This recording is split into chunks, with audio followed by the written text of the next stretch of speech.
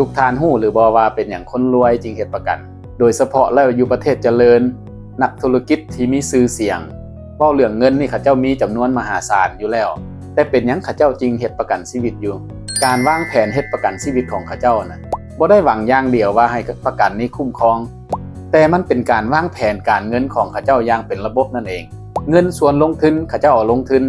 เงินที่เอาไปลงทุนเขาเจ้าเข้าใจดีมันเอาไปต่อยอดเอาเงินไปสร้างให้มันเกิดกำไรขึ้นมาแต่เงินในส่วนประกันนี่นะมันเป็นเงินที่เขาเจ้าวางแผนไว้เขาเจ้าใช้เงินเพียงเศษเล็กเศษน้อยของเขาเจ้าเท่านั้นมาสร้างเป็นก้อนเงินอีกก้อนหนึ่งเพื่อเป็นมรดกส่งต่อให้ลูกให้หลานเขา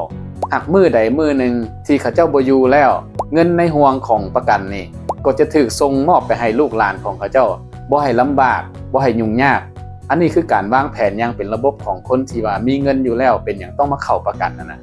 หากท่านใดสนใจข้อมูลเกี่ยวกับประกันนี่ก็สามารถติดต่อมาสอบถามกับเจ้าได้เนาะขอขอบใจ